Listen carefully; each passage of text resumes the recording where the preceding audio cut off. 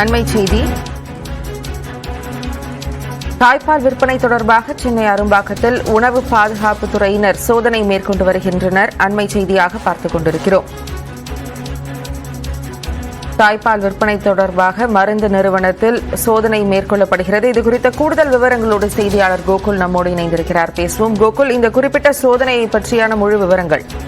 சென்னை அரும்பாக்கத்துல தனியார் RK pharma என்ற ஒரு மருந்து நிறுவனத்துல உணவு பாதுகாப்புத்துறை அதிகாரிகள் அதிரடியாக சோதனை நடத்தி வருகிறார்கள். குறிப்பாக தாய்ப்பால் விற்பனை செய்யப்படுவதாக ஏற்கனவே மாதாவரத்தில் ஒரு இடத்தில் பறிமுதல் செய்யப்பட்ட நிலையில் சென்னை உள்ளிட்ட தமிழகம் முழுவதும் இந்த தாய்ப்பால் விற்பனை குறித்து தொடர்ந்து கண்காணிக்க உத்தரவு பிறப்பிக்கப்பட்டது. அந்த அடிப்படையில உணவு பாதுகாப்புத்துறை அதிகாரிகளுக்கு வந்த தகவலின் அடிப்படையில் அரும்பாக்கத்தில் இருக்கக்கூடிய ஆர்கே பார்மா என்ற ஒரு தனியார் நிறுவனத்துல இந்த சோதனையானது நடத்தப்பட்டு வருகிறது.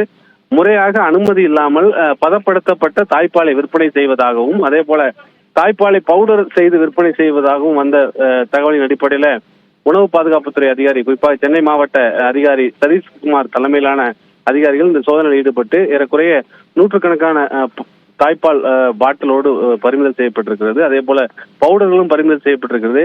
முறையாக அனுமதி இல்லாமல், உரிமம் இல்லாமல் இந்த விற்பனை நடைபெறுவதாக முதற்கட்ட விசாரணையில தெரிய வந்திருக்கிறது.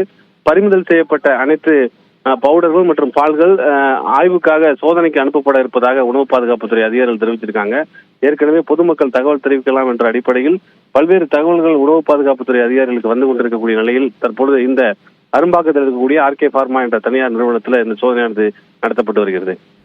விவரங்களை வழங்கியதற்கு நன்றி கோகுல்.